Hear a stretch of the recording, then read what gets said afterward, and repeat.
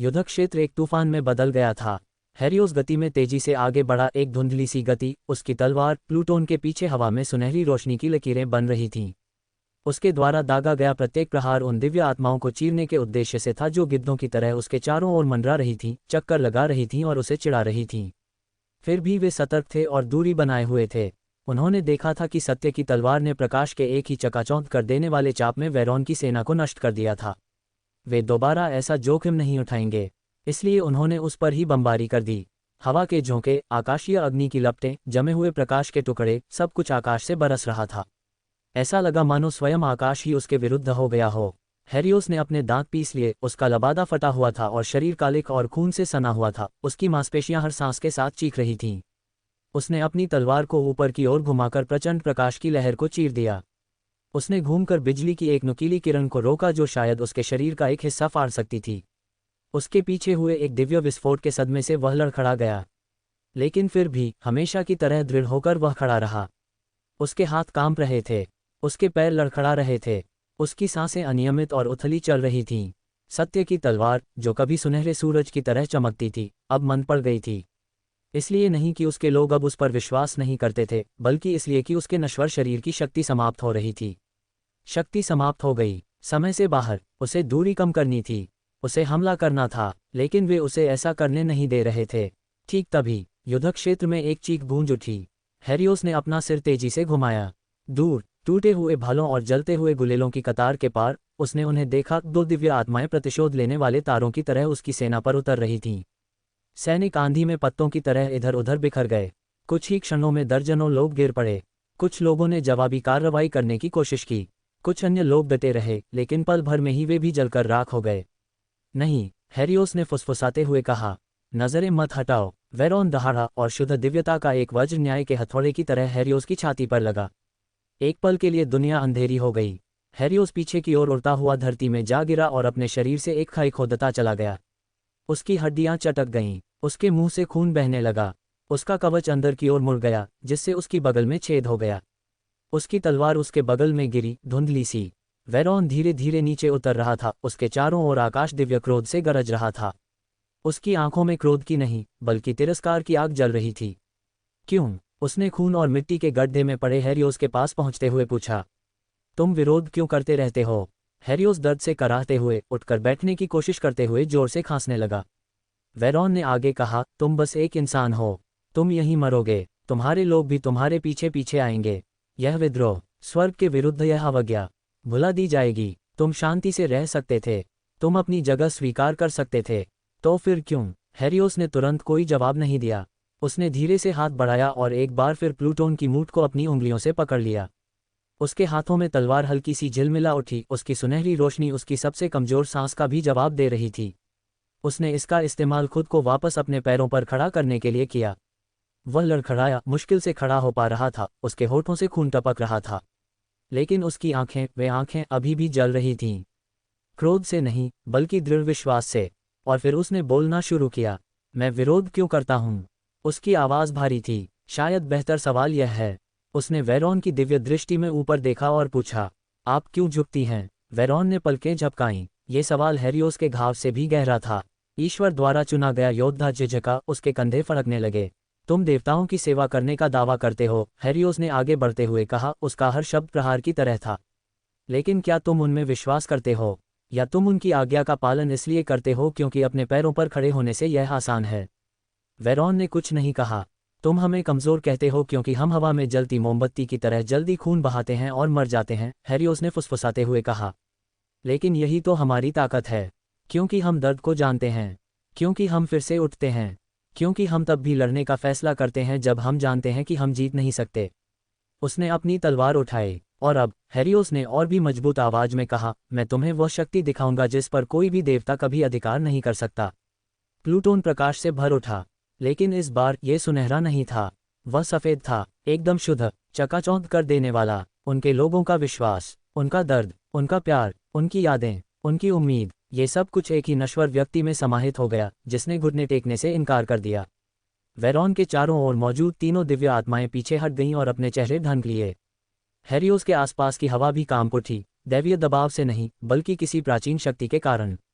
कुछ मानवीय, एक ऐसी शक्ति जिसने सभ्यताओं का निर्माण किया, तानाशाहों का पतन किया, अनगिनत युद्धों का सामना किया। इच्छा शक्ति की ताकत। वेरॉन पीछे हट गई। वह प्रकाश, वह न तो आस्था है और न ही दैवीय।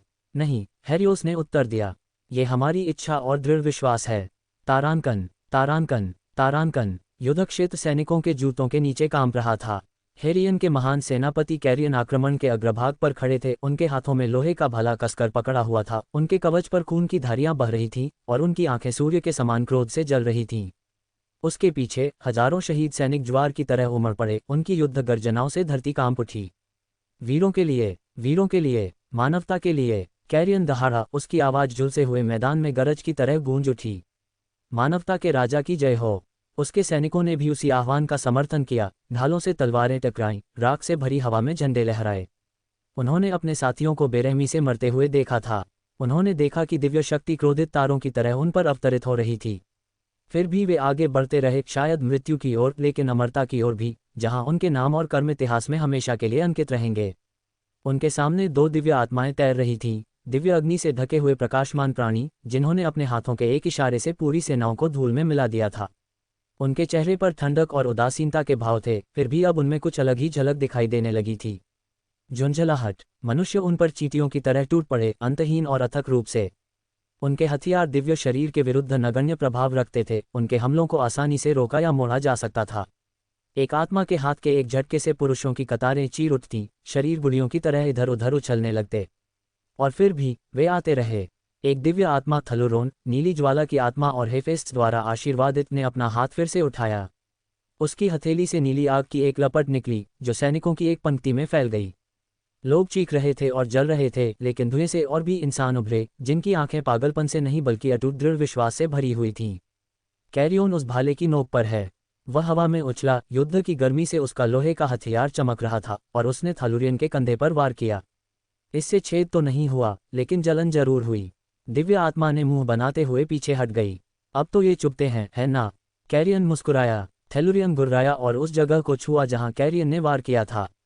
मच्छरों की तरह, लगातार परेशान करने वाले, दयनीय। दूसरी दिव्य आत्मा अल्थिस, गिरते तारों की आत्मा, और ऊपर की ओर तैरने लगी, मानो आकाश से दिव्य बाणों की एक लहर बरसाने की तैयारी कर रही हो। बहुत हो गए खेल, उसने कहा। उसके शरीर के चारों ओर हल्की रोशनी चमकने लगी। चलो इन कीड़ों को खत्म करते हैं। लेकिन तभी कैरियन ने फिर से चिल्लाया, क्या हम कीड़े मकोड़े हैं? वह दहाड़ा, उसकी आवाज़ किसी तरह मैदान में मौजूद हर आदमी तक पहुंच गई। तुम्हें याद है ना, जब इंसान कीचड़ से उठे थे, हमारे पास पत्थरों और उम्मीद के सिवा कुछ नहीं था। फिर भी हमने शहर बनाए, हमने समुद्रों में यात्रा की, हमने देवताओं को कोसने की हिम्मत की। सैनिकों ने जवाब में चीखें मारी और अपने जनरल के पीछे एकजुट हो गए। हमें खड़े रहने के लिए दैवीय शक्ति की आवश्यकता नहीं है, हमें केवल एक दूसरे की आवश्यकता है। और इसी के साथ उन्होंने एक बार फिर हमला कर दिया। भाले चकनाचूर हो गए, ढालें टूट गईं, लेकिन हेरियन के सैनिक अलग थलग लड़ाकों की तरह नहीं, बल्कि एक ही लहर की तरह आगे बढ़े। जब एक गिरता तो दूसरा उसकी जगह उठ खड़ा होता। जब कोई आत्मा दिव्य ज्वाला से प्रहार करती, तो कैरियन अपने आदमियों को बचाने के लिए खुद उस विस्फोट में कूद पड़ता और चुनौती भरे स्वर में दहाड़ता, हम ही मानवता हैं। उसने खून से लथपथ चेहरे और उग्र आंखों से चिल्लाते हुए कहा। और बस इतना ही काफ़ी है। दिव्य आत्माओं को अब इसमें कोई आनंद नहीं आ रहा था। अलाथिस ने मुंह बनाया जब एक तलवार उसकी जांघ को छूकर निकल गई, एक नश्वर हथियार जो केवल चलाने वाले के प्रचंड क्रोध से ही शक्ति प्राप्त करता है। भाले के वार से थलूरियन की बांह पर हल्का सा घाव हो गया और वह दर्द से कराह उठा। उनकी शक्ति अभी भी अपार थी, लेकिन एक ही धरती को बार बार झुलसाते झपकाते सूरज भी थक जाता है। अब उन्होंने और भी अधिक बलपूर्वक जवाबी कार्रवाई की। उनका मकसद डराना नहीं बल्कि जान से मारना था। लेकिन इंसान टूटे नहीं। लहर लगातार जारी रही, बार बार दिव्य शरीर से टकराती रही। एक तारे के विरुद्ध हजार भाले, ये तो पागलपन था। और फिर भी ये काम करने लगा। उनके लगातार हमले हालांकि कमजोर थे, लेकिन उन्होंने दिव्य आत्माओं को कमजोर करना शुरू कर दिया। हर हरकत के लिए उन्हें सत्ता गंवानी पड़ती थी। प्रत्येक विस्फोट से उनके अमर भंडार का एक छोटा सा अंश कम हो जाता था। भौतिक संसार में बिताया गया प्रत्येक क्षण उनके लिए अस्तित्व बनाए रखने के लिए ऊर्जा खर्च करने का एक और क्षण था। यहाँ तक कि देवता भी थक जाते हैं। कैरियन ने अपना लोहे का भाला एक बार फिर थलूरियन की छाती में घुसा दिया। इस बार उसने आत्मा के कंधे के कवच और गर्दन के बीच एक नर्म जगह ढूंढ ली। घाव मामूली था, लेकिन घाव तो था ही। दिव्य आत्मा क्रोध से चीखी और कैरियन को एक तरफ धकेल दिया। जनरल हवा में उड़ते हुए जमीन पर जा गिरे, लेकिन खून से लथपथ होकर फिर से उठ खड़े हुए, हालांकि वे सांस ले रहे थे और जीवित थे। थालुरियन ने अपने घाव पर एक नज़र डाली और फिर कैरियन पर व्यंग्य करते हुए कहा, इतना सब कुछ बस एक बूंद खून के लिए। तुम्हें खून बह रहा है, कैरियन ने लंगड़ाते हुए आगे बढ़ते हुए कहा। थालुरियन ने घृणा से थूका, मैं एक दिव्य हूँ, तुम भी एक और अत्याचारी हो जो अपनी इस बात को मानने से कतराता है, कैरियन ने कहा। तुम खुद को हमसे श्रेष्ठ समझते हो, लेकिन तुम भी खून बहाते हो। उसने अपना भला फिर उठाया और एक ही युद्धघोष के साथ अपनी सेना को एकजुट किया। उनका खून बह रहा है। और हजारों लोगों ने जवाब दिया, उनका खून बह रहा है। कभी निराशाजनक प्रतीत होने वाला युद्ध क्षेत्र अब एक अग्निपरीक्षा स्थल बन गया था। विनाश का नहीं, बल्कि पुनर्जन्म का। कैरियन, हालांकि वह महज एक इंसान था, उसने उन्हें दिखा दिया था कि देवत्व को चुनौती दी जा सकती है, मानवता का उत्थान हो सकता है। और दूर युद्ध के मैदान के उस पार हेरियोस ने अपने लोगों की चीखें सुनी और मुस्कुराया। युद्ध क्षेत्र में एक पल के लिए सन्नाटा छा गया। सभी की निगाहें मैदान के केंद्र की ओर मुड़ गईं, जहां हेरियन के राजा हेरियोस की घायल आकृति सफेद प्रकाश के एक चमकदार तूफान में घिरी हुई खड़ी थी। उसके शरीर से मानो दूसरा सूर्य फूट रहा था, मानो उसकी पूर्ण आकृति को तीव्र इच्छाशक्ति की प्रचंड चापों में लपेट रहा हो। ये जादू नहीं, दैवीय आशीर्वाद नहीं, ये कुछ और ही है। मानव जाति की अटूट इच्छाशक्ति, सपनों की शक्ति, एकता की शक्ति, विश्वास की शक्ति, ये सभी मूर्त रूप में प्रकट हुई। किसी दिव्य चीज में परिवर्तित होना। इस युद्ध को देख रहे सभी देवता अपनी निगाहें नहीं हटा पा रहे थे, उनकी निगाहें मानवता के राजा की आकृति पर टिकी हुई थीं। ओलंपस पर अरेस अपने सिंहासन पर बैठा था, उसकी आंखें दृढ़ और एकाग्र थीं। एक ऐसा योद्धा जिसका हृदय केवल युद्ध की लय को जानता था, जिसकी आंखें केवल शक्ति और विजय की तलाश में रहती थीं। मरते हुए तारों की चीखों से निर्मित उसका लाल कवच दिव्य प्रकाश के नीचे चमक रहा था। असंख्य युद्धों की स्मृति से रंगे उसके हाथ उसके काले रंग के सिंहासन की भुजाओं पर टिके हुए थे, प्रत्येक उंगली कुंडलित भाले की तरह लग रही थी। लेकिन अब वे हाथ कांप रहे थे। उसके सामने दिव्य दृष्टि का दर्पण तैर रहा था, जो नश्वर जगत में झांकने वाली एक लहरदार खिड़की की तरह था। और उसी के भीतर उसने असंभव को देखा। हेरियोस, टूटा फूटा और घायल, 6 दिव्य आत्माओं के खिलाफ अकेला खड़ा है। एक हाड़ मांस का नश्वर प्राणी, खून बह रहा है, हौंफ रहा है, मुश्किल से अपनी तलवार पकड़े हुए है। लेकिन वह दृढ़ और अडिग रहा। मानवता की इच्छाशक्ति और साहस के प्रकाश से घिरे हुए, वह लड़ने के लिए खड़े हुए। यश के लिए नहीं, देवताओं के लिए नहीं, लेकिन अपने लोगों के लिए, उनके सपनों के लिए, अस्तित्व के अधिकार के लिए। और अरेस, जिसने लंबे समय से मनुष्यों को क्षणभंगुर छाया मानकर खारिज कर दिया था, अब उनसे नजरें नहीं हटा सका। उसकी सांस गले में अटक गई। उसका शरीर उसके दिमाग से पहले हरकत में आ गया। वह खड़ा हुआ, फिर आंसू उनकी गालों से नदियों की तरह बहने लगे, धूल, अहंकार और सदियों की दूरी को चीरते हुए रास्ते बनाते हुए। युद्ध से कठोर हो चुके उनके हृदय में दर्द हुआ, उनकी छाती में एक अजीब सी पीड़ा उठी, जो उन्होंने सदियों से महसूस नहीं की थी। गर्व, वे लहूलुहान होते हैं, फिर भी लड़ते हैं, उसने कर्कश आवाज में फुसफुसाते हुए कहा। वे जलते हैं, फिर भी उठ खड़े होते हैं। उसने दस्ताने पहने हुए हाथ को अपनी छाती पर रखा, जहां उसका दिल ढोल की तरह धड़क रहा था। इतने लंबे समय तक मेरा मानना था कि केवल देवता ही युद्ध की पवित्रता का प्रतीक हो सकते हैं, कि केवल हम ही साहस, रणनीति, शक्ति को परिभाषित कर सकते हैं। वह मुस्कुराया, लेकिन वह आदमी, हेरियोस, वह बिना किसी आशीर्वाद के, बिना अमरता के, बिना कल की अनिश्चितता के लड़ता है। और फिर भी वह एक बार भी पीछे नहीं हटा। उसने उस व्यक्ति को गहरी निगाहों से देखा, मानवता के उस राजा को जिसे स्वर्ग भी घुटने टेकने पर मजबूर नहीं कर सका। हीरो, ये शब्द उसके मुंह से निकल गया, इससे पहले कि उसे पता भी चले कि यह उसके दिमाग में आया है। उसका मन उस क्षण की ओर भटक गया जब हेड्स ने कभी वह शब्द कहा था। ये हेड्स ही था जिसने मनुष्यों के नश्वरता से परे उठने की क्षमता के बारे में बात की थी, जिसने उन पर विश्वास किया था, भले ही ओलंपस इस पर हंस रहा था। हीरो, अरेस ने फिर से कहा, इस बार और भी ऊंची आवाज में। उसकी आवाज ओलंपस में गूंज उठी। वे असली हैं। उसकी हंसी बिजली की तरह गूंजी, स्वाभाविक, विजयी और आनंदमय। अब मुझे समझ आ गया, मुझे समझ आ गया, वह चिल्लाया। ये कुचलने लायक कीड़े मकोड़े नहीं हैं, ये क्षणिक चिंगारी नहीं हैं, ये सम्मान के योग्य महान योद्धा हैं। उसने आकाश की ओर देखा, उस लोक की ओर जहां नश्वर संसार युद्ध की आग में जल रहा था। मैं कसम खाता हूं, उसने अपना हाथ आकाश की ओर उठाते हुए एक देवता की शक्ति से शपथ ली। जब तक मैं जीवित हूं, तब तक मानवता भी जीवित रहेगी। जब तक मेरा रक्त ओलंपस में बहता रहेगा, कोई देवता उन्हें मिटा नहीं सकता, कोई दैवीय नियम उनकी इच्छाशक्ति को खामोश नहीं कर सकता, कोई अत्याचारी उनके साहस को कुचल नहीं सकता। वे योद्धा हैं, वे स्वप्नदृष्टा हैं, वे ऐसे पुरुष और महिलाएं हैं जो मेरे सम्मान के पात्र हैं। उसके पीछे युद्ध का सिंहासन टूट गया जो उसकी शपथ के प्रकोप को सहन करने में असमर्थ था, और ओलंपस के ऊपर के तारे भी उसी प्रकार चमक उठे। अनंत काल में पहली बार युद्ध के देवता घुटने टेक चुके थे, समर्पण में नहीं लेकिन सम्मान के साथ। वापस नश्वर दुनिया में सत्य की तलवार, हेरियोस का पवित्र हथियार जो उन लोगों की प्रार्थनाओं से उत्पन्न हुआ था जिन्होंने झुकने से इनकार कर दिया था, उसकी कमर पर दिल की धड़कन की तरह धड़क रहा था। इसके किनारे से तेज सुनहरी रोशनी निकल रही थी, यहाँ तक कि देवता भी रुक गए। जलते हुए खेतों के ऊपर स्थित अपने स्थान से दिव्य योद्धा वेरॉन ने अपनी आंखें सिकोड़ लीं। यह आदमी, उसने बुदबुदाया, मुझे ये स्वीकार करने में बुरा लग रहा है, लेकिन भले ही मैं एक दिव्य आत्मा हूँ, मैं निश्चित रूप से कह सकता हूँ कि मैं उसका मुकाबला नहीं कर सकता। कितना अजीब है, क्या ये सचमुच ऐसी शक्ति है जो एक नश्वर प्राणी प्राप्त कर सकता है? उसने इसे महसूस किया, दिव्य तल में एक हलचल, अस्थिरता का एक कंपन, वास्तविकता में एक ऐसा बदलाव जिसे उन एकांतप्रिय आदिम प्राणियों ने भी अवश्य महसूस किया होगा। हेरियोस ने ऐसी चीज को छू लिया था जिसे किसी भी नश्वर प्राणी को नहीं छूना चाहिए। इस व्यक्ति ने अपनी अटूट इच्छाशक्ति और विश्वास के बल पर, बिना किसी दैवीय रक्त या दिव्यता के ही नश्वरता के दायरे को पार कर देवताओं के क्षेत्र में प्रवेश कर लिया था। उसे मार डालो, वेरॉन ने घबराकर दहाड़ा, हमें अभी हमला करना होगा, हम इस आदमी को जिंदा नहीं छोड़ सकते। उसने अपना ध्यान आकाश की ओर मोड़ा और आसमान की ओर चिल्लाया, अलाथिस, थालुरियन, मेरे पास लौट आओ। यह अब नश्वर प्राणियों का युद्ध नहीं है, यह स्वयं ओलंपस के लिए एक चुनौती है।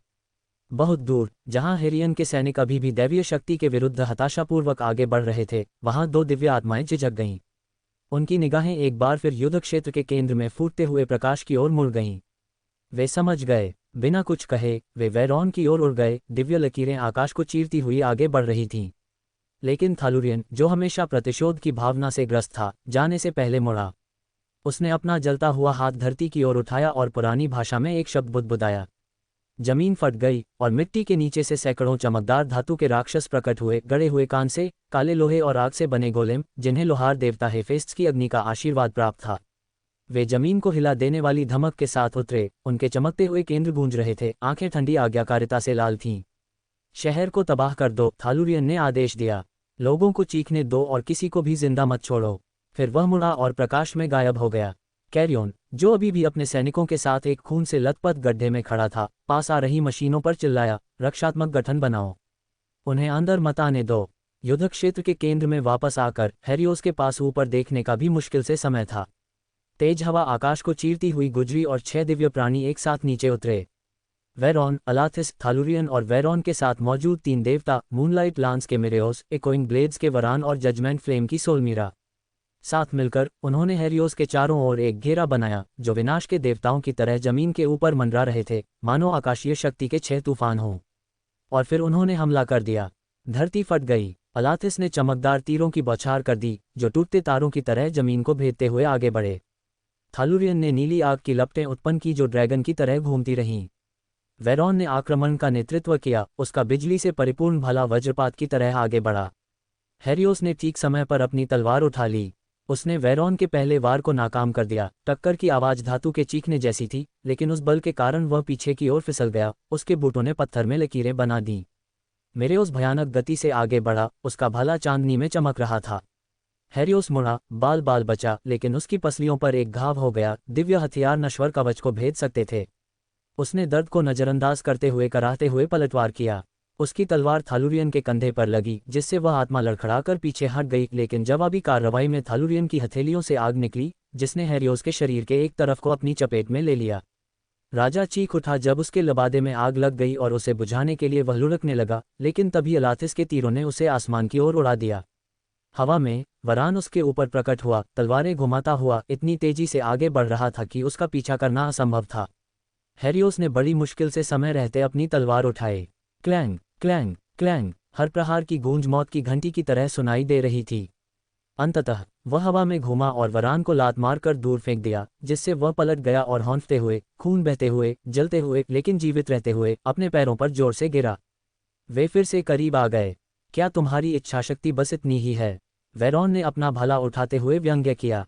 दयनीय, खुद को भगवान समझने वाले कुछ लोगों का मुझ पर हमला करना, ये बात तो अजीब है, हेरियोस हौंफते हुए बोला।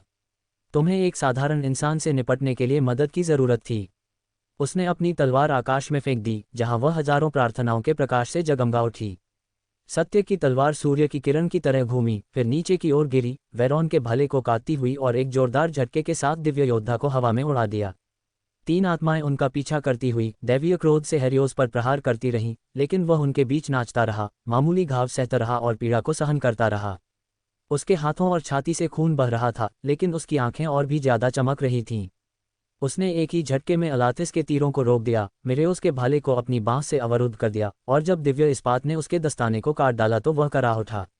वह दहाड़ा और पलटवार करते हुए उसने मूनलाइट स्पिरिट को कंधे से जोरदार प्रहार करके जमीन पर पटक दिया।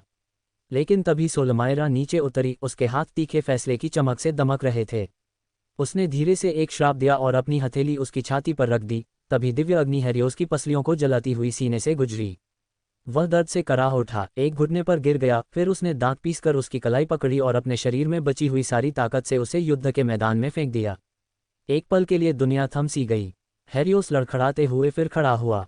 वह मुश्किल से सांस ले रहा था और लगभग मरणासन था, लेकिन फिर भी उसने अपनी तलवार पकड़ी हुई थी।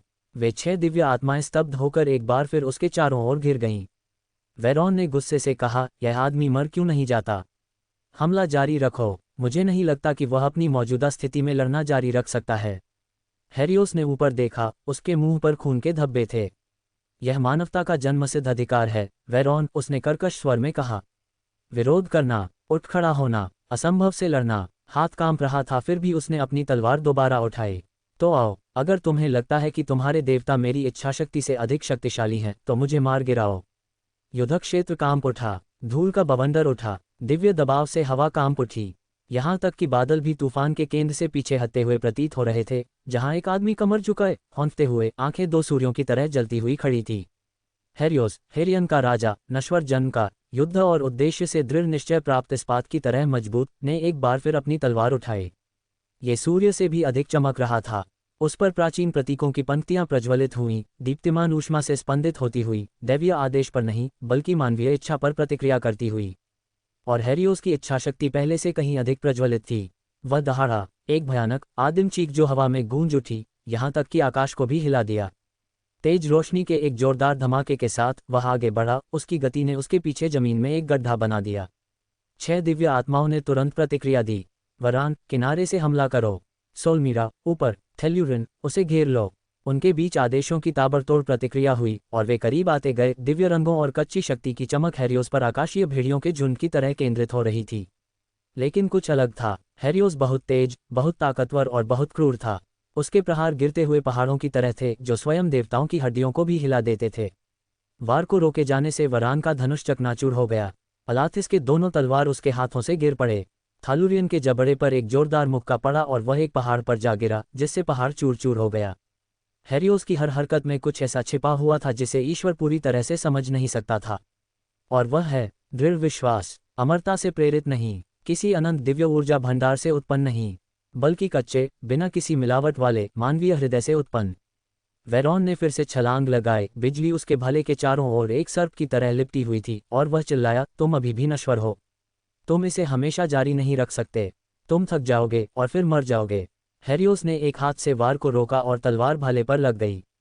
चिंगारियां फूट पड़ीं और उनके नीचे की जमीन फट गई। शायद, लेकिन मैं सहन कर लूंगा। हेरियोस गुर्राया। वेरॉन दहाड़ा। बिजली जुड़वां सांपों की तरह उसकी बाहों के चारों ओर लिपट गई। उसके क्रोध की भीषण गर्मी से उसका कांस्य कवच चटकने लगा। उसने ध्वनि अवरोध को तोड़ते हुए इतनी गति से छलांग लगाई कि उसका भाला अब स्वयं ज्यूस द्वारा आशीर्वादित दिव्य बिजली से चमक रहा था। हेरियोस ने वार रोकने के लिए अपना रुख मोड़ा। क्लैंग, भाला सुनहरे और नीले रंग की एक चमक के साथ प्लूटोन से टकराया, जिससे युद्ध के मैदान में सदमे की लहर दौड़ गई।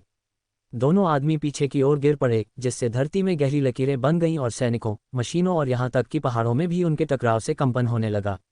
लेकिन हेरियोस पलक झपकते ही फिर से खड़ा हो गया। थकावट से उसका शरीर व्याकुल था, फिर भी मानवता का प्रकाश उसे घेरे हुए था, जो उसकी धड़कन से भी अधिक तीव्र था। अन्य दिव्य आत्माओं ने एक साथ हमला किया। अलाथिस ने 12 सुनहरे तीर उत्पन्न किए जिन्होंने आकाश को चीर दिया, और प्रत्येक तीर पर तारों के प्रकाश का भार था। सोलमायरा ने एक विशाल दर्पण जैसी डिस्क का आह्वान किया, जो हेरियोस के ऊपर मंडराने लगी और प्रकाश को अवशोषित करने के बाद उसे 10 गुना अधिक ऊर्जा के साथ एक प्रज्वलित करने वाली सौर किरण के रूप में वापस फेंकने लगी। मिरेउस ने पोसीडॉन के क्रोध से ओतप्रोत बर्फ के बड़े बड़े पत्थर फेंके, जिससे हर प्रहार के साथ जमीन चकनाचूर हो गई। वे हर तरफ से आए, मानो ईश्वरीय क्रोध का तूफान हो। हेरियोस ने प्लूटन को एक चाप में घुमाया जिससे विश्वास की एक ढाल बन गई। ब्लेड की ऊर्जा एक अवरोध की तरह बाहर की ओर फैल गई। तीर टकराते ही फट गए। सूर्य की किरण ज्वाला के पर्दे की तरह दो भागों में बंट गई और बर्फ के बड़े बड़े टुकड़े उसे छूने से पहले ही वाष्पीकृत हो गए। फिर भी शक्ति अपार थी। हर एक पत्थर के टुकड़े से उसकी हड्डियां कांप रही थीं, उसकी मांसपेशियां दर्द से चीख रही थीं और दिव्य दबाव के कारण उसकी दृष्टि धुंधली हो रही थी। लेकिन उन्होंने सहन किया। वह दिग्गजों द्वारा घेर लिए गए एक जानवर की तरह लड़ा, सटीकता, क्रोध और अपने पीछे लाखों लोगों की ताकत के साथ। फिर सोलमीरा उसके पीछे प्रकट हुई। उसके हाथ में परावर्तित प्रकाश की तलवार थी। उसने चाकू मारा, लेकिन हेरियोस मुड़ी और नंगे हाथों से उसकी तलवार पकड़ ली। उसकी हथेली जल उठी। घाव से खून बह रहा था, लेकिन वह जरा भी नहीं हिचका। एक कराह के साथ उसने बेरहमी से उसे सिर से टक्कर मारी। वह लड़खड़ाकर पीछे हटी और हेरियोस ने पूरी ताकत से उसकी छाती पर लात मारी, जिससे वह एक पहाड़ी से जा टकराए और पहाड़ी चूर चूर हो गई। इससे पहले कि वह सांस ले पाता, वरान ने झपट्टा मारा और एक हथौड़े से वार किया जिससे भूकंप आ गया। हेरियोस उसके नीचे से निकलकर ऊपर की ओर बढ़ा। प्लूटोन ने दिव्य इस्पात को चीर दिया। चिंगारियां उड़ीं। तलवार ने उसे मारा तो नहीं, लेकिन उसने वरान की छाती में एक गहरा घाव कर दिया, जिससे देवता जमीन पर गिर पड़ा। कैरियन और हेरियन के सैनिकों ने मशीनों और बुलाए गए निर्माणों के खिलाफ जमकर लड़ाई लड़ी। हजारों लोग मारे जा रहे थे, लेकिन वे पीछे नहीं हटे। उनकी ढालें चकनाचूर हो गईं। भाले टूट गए, लेकिन वे अपने राजा का नाम पुकारते हुए आगे बढ़ते रहे।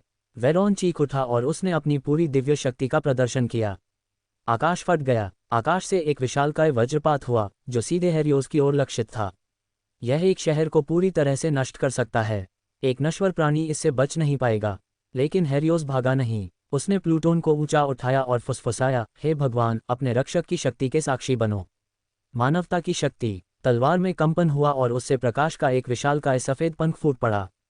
ये पंखों से नहीं, बल्कि यादों से बना था। बच्चों के हंसने के दृश्य, प्रेमियों के आलिंगन, बिल्डरों द्वारा शहरों का निर्माण, विद्वानों द्वारा अंधेरे में मोमबत्तियां जलाने के दृश्य। बिजली गिरी और पंख उससे टकरा गया। आकाश सफेद हो गया। ईश्वरीय वज्र मानवता की इच्छाशक्ति से टकरा गया और पहली बार देवत्व ने मनुष्यों के सामने घुटने टेके। बोल्ट टूटकर बिखर गया। वेरॉन अविश्वास से देखती रही। हेरियोस धुएं के बीच से धीरे धीरे और स्थिर गति से आगे बढ़ा। तुम्हारी सारी शक्ति के बावजूद, हेरियोस ने धीमी लेकिन युद्धक्षेत्र में गूंजती हुई आवाज में कहा, ऐसा लगता है कि तुम अभी भी मानवता का न्याय करने के योग्य नहीं हो। वह अचानक एक झटके में गायब हो गया। वेरॉन के पीछे प्रकट होकर उसने नीचे की ओर वार किया। प्लूटोन एक कोरस की तरह विलाप कर रहा था। वेरॉन ने रोकने के लिए मुश्किल से ही अपना हाथ उठाया था, लेकिन तलवार दिव्य धातु को चीरती हुई वेरॉन की पीठ पर एक जलती हुई लकीर बना गई। वह दहाड़ा। उसके चेहरे पर दर्द के भाव साफ झलक रहे थे। फिर अलाथिस और सोलमीरा लौट आई और उन्होंने एक बार फिर हेरियोस को घेर लिया। लड़ाई फिर से तेज हो गई। वे आपस में टकराते तारों की तरह लड़ रहे थे। हेरियोस ने तीरों को रोका, दिव्य मुक्कों के नीचे झुक गया, भले के वारों से बच निकला और एक ऐसे व्यक्ति की क्रूर दक्षता के साथ जवाबी हमला किया जिसने घुटने टेकने से इनकार कर दिया था। हर प्रहार पहले से तेज था।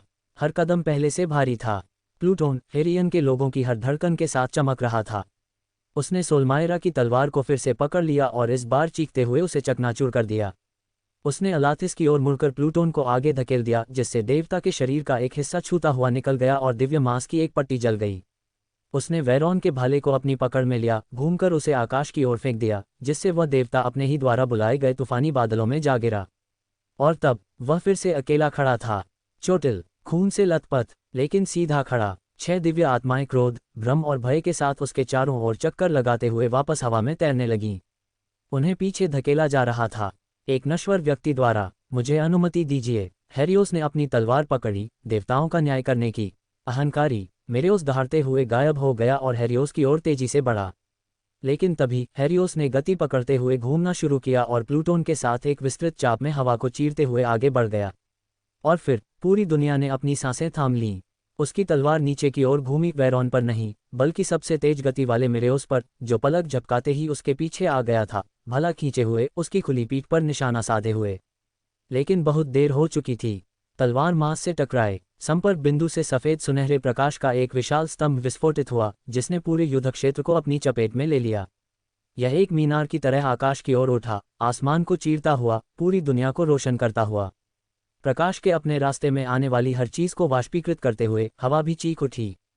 धरती फट गई, बादल पीछे हट गए, दूर स्थित पहाड़ ऐसे कांप उठे मानो प्रकृति के नियमों को ही चुनौती दी गई हो। और फिर सन्नाटा छा गया। जब प्रकाश मंद पड़ गया तो युद्ध क्षेत्र में सन्नाटा छा गया। देवता, सैनिक, यहाँ तक कि थालुरियन द्वारा बुलाई गई मशीनें भी सभी स्तब्ध मौन में टकटकी लगाए देख रहे थे। हेरियोस अपनी तलवार नीचे किए खड़ा था, उसकी छाती तेजी से ऊपर नीचे हो रही थी, शरीर से खून बह रहा था और हाथ कांप रहे थे। और उसके सामने वहां कुछ भी नहीं था। मेरेओस का कोई सुराग नहीं मिला। धूल नहीं, धूम्रपान न करें, राख नहीं, गया। एक दिव्य आत्मा एक घातक प्रहार से अस्तित्व से मिट गई। सन्नाटा गहराता चला गया, हवाएं भी थम गईं। समय की उत्पत्ति के बाद से किसी नश्वर के हाथों किसी देवता की पहली मृत्यु। ओलंपस के ऊंचे शिखर से देवता अचंभित होकर अविश्वास से देख रहे थे। एथेना ने अपने होठों पर हाथ रखा हुआ था, उसकी आंखें विस्मय से चौड़ी हो गई थीं। अरेस बीच रास्ते में ही जम गया, युद्ध में कठोर हो चुका उसका मुंह सदमे से लटक गया। देवताओं के राजा ज़्यूस सदियों में पहली बार अपने सिंहासन से उठे, उनके बढ़ते क्रोध और भय से आकाश कांप उठा। युद्ध के मैदान में वेरॉन लड़खड़ाकर पीछे हट गया। उसका मुंह हिला, लेकिन कोई आवाज नहीं निकली। अलाथिस ने ही वह बात फुसफुसाई थी जिसे अब वे सभी स्वीकार करने से डरते थे। उसने एक देवता की हत्या कर दी। असंभव, सोलमायरा ने कांपते हुए कहा। लेकिन ऐसा हो चुका था। असंभव को संभव कर दिखाया गया था। हेरियोस, नश्वर राजा, अपने ही विद्रोह के गड्ढे में खड़ा था। उसके शरीर से दर्जनों घाव बह रहे थे। वह थकावट से लड़खड़ा रहा था, लेकिन वह दृढ़ता से खड़ा रहा। प्लूटोन पहले से कहीं अधिक चमक रहा था। मानवता की इच्छाशक्ति का सफ़ेद प्रकाश फीका नहीं पड़ा था, बल्कि यह और भी अधिक प्रज्वलित हो रहा था। अब केवल आशा से ही नहीं, बल्कि विजय से भी पोषित हो रहा था। उसने एक बार फिर तलवार उठाई और उसे वेरॉन की ओर तान दिया। मैंने कहा है, मैं देवताओं का न्याय करूंगा। उसने गहरी सांस ली। यह नश्वर राजा तुम्हें दोषी घोषित करता है। तुम्हारी सजा मृत्यु। खंडहरों से देख रहे उसके सैनिक विस्मय और विजय की चीखें मार रहे थे। वीरों की जय हो, ईश्वर का संहारक, मानवता अमर रहे। परिस्थिति बदल गई थी, लेकिन युद्ध अभी समाप्त नहीं हुआ था। आखिरकार ओलंपस को एक साधारण नश्वर प्राणी ने चुनौती दी थी। धुएं और दिव्य चिंगारियों का गुबार हवा में फैल गया और युद्ध क्षेत्र सन्नाटे से कांप उठा। शेष 5 दिव्य आत्माएं ऊपर मंडरा रही थीं, उनके कभी गौरवशाली रहे रूप अब घावों और थकान से धुंधले पड़ गए थे। यहाँ तक कि देवता भी निराशा से अछूते नहीं थे, और अब वे एक ऐसे व्यक्ति को देख रहे थे जिसने उनके ही एक साथी की हत्या कर दी थी। रक्त से लथपथ और क्रोधित वेरॉन ने अपने जबड़े भींच लिए। हालांकि उनके घावों में जलन हो रही थी और उनकी दिव्यता क्षीण होती दिख रही थी, फिर भी उनकी पैनी नजरों ने कुछ ऐसा देख लिया जिसे दूसरे नहीं देख पाए। हेरियोस टूट रहा था। कभी नश्वर राजा को घेरे रहने वाला वह प्रकाश अब बुझती हुई मशाल की तरह टिमटिमा रहा था। उसकी सांसें अनियमित थीं, हर सांस छोड़ने पर फेफड़ों से कर्कश आवाज निकलती थी। कभी राजसी माने जाने वाला उसका कवच अब खून से लथपथ टुकड़ों में लटका हुआ था। उसके हाथ में विशाल तलवार प्लूटोन अभी भी धड़क रही थी, लेकिन वह भी थोड़ी मंद पड़ गई थी, मानो अपने स्वामी की मृत्यु पर शोक मना रही हो। वेरॉन के होंठों पर एक क्रूर मुस्कान उभर आए। वह अपनी सीमा तक पहुंच रहा है, देवता ने धीमी आवाज में कहा। उसकी निगाहों में एक विकृत संतुष्टि की झलक थी। एक चमकीला तारा भी मर जाता है, एक नश्वर मनुष्य की तो बात ही अलग है। उसने थालुरियन की ओर रुख किया, जो भारी सांसें लेते हुए और अपने पुराने घाव पर हाथ रखे पास ही मंडरा रहा था। उन्हें लाओ, वेरॉन ने शांत, क्रूर और दृढ़ स्वर में आदेश दिया। गोलेमों को लाओ। अगर वह देवताओं के विरुद्ध खड़ा होना चाहता है तो उसे पत्थर और लोहे में डूबने दो। वह इच्छाशक्ति का युद्ध चाहता है, हम उसे वही देंगे। थालुरियन ने हल्का सा सिर हिलाया और अपना हाथ ऊपर उठाया। उसकी कलाई के चारों ओर दिव्य प्रतीक एक सर्पिल आकार में चमकने लगे। हवा में दरार पड़ गई और फटी हुई धरती से हेफेस्ट द्वारा आशीर्वादित और पोसीडॉन की इच्छा से ओतप्रोत कक्षों से हजारों गोलेम उठ खड़े हुए। लोहे, ऑब्सीडियन और सोने से बने विशालकाय मशीनी ढांचे, जिनके शरीर पर ऐसे चिन्ह अंकित थे जो नरकीय लाल रंग में चमक रहे थे। प्रत्येक गोलेम दिव्य भट्टियों में गड़े गए हथियार, विशाल कुल्हाड़ियां, आरी के ब्लेड और ज्वाला की तोपें लिए हुए था। जैसे जैसे उनकी लंबी लंबी परछाइयां मैदान पर फैलती गईं, आकाश और भी गहरा होता गया। हेरियोस ने खुद को संभाला और कांपते हुए शरीर के बीच प्लूटोन पर जोर से झुक गया। उसकी नाक, कान और आंखों से खून बह रहा था। ईश्वरीय दबाव ने उसे पहाड़ की तरह कुचल दिया और हर हरकत के साथ उसकी हड्डियां दुखने लगीं। फिर भी वह नहीं गिरा। उसने उन्हें आते हुए देखा। उसके चेहरे पर न तो डर का कोई निशान था और न ही कोई झिझक। तो अब यही तुम्हारी रणनीति है, वेरॉन? उसने कर्कश और फटी हुई आवाज में बुदबुदाया। कितनी शर्म की बात है। ये सोचकर दुख होता है कि एक देवता इतना गिर सकता है। वेरॉन ने कोई जवाब नहीं दिया। थलूरियन ने भावहीनता से हाथ हिलाते हुए गोलेमों को आगे भेज दिया। युद्ध क्षेत्र में लोहे की मौत की एक लहर दौड़ गई। वे असंख्य बलों में आए, अपने पैरों तले धरती को रौंदते हुए, अपनी यंत्रवत गर्जना से आकाश को कपकपाते हुए। उन्होंने संगठित होकर, निर्दय और निर्मम होकर हमला किया। उनका एकमात्र उद्देश्य अपने सामने खड़े नश्वर राजा को कुचल देना था। हेरियोस ने प्लूटोन को एक बार फिर ऊपर उठाया। उसकी पीठ चटक गई, उसके घुटने लगभग लड़खड़ा गए, लेकिन उसने हमला कर दिया। वह एक मरते हुए तारे की तरह काले सागर में गोता लगाते हुए गोलेमों के समूह में समा गया। क्लैंग! प्लूटोन ने एक गोलेम की गर्दन को चीर डाला। विशालकाय संरचना के लुढ़कते ही चिंगारियां फूट पड़ीं। बूम! एक हथौड़ा नीचे आया, लेकिन हेरियोस एक तरफ हट गया और पलटवार करते हुए दूसरे के शरीर के मध्य भाग को चीर डाला। युद्ध क्षेत्र हलचल भरे बवंडर में तब्दील हो गया। हर सांस दर्दनाक थी, हर वार उसकी ताकत को और कम कर रहा था। लेकिन हेरियोस रुका नहीं। वह अटूट इच्छाशक्ति से प्रेरित होकर लड़ता रहा।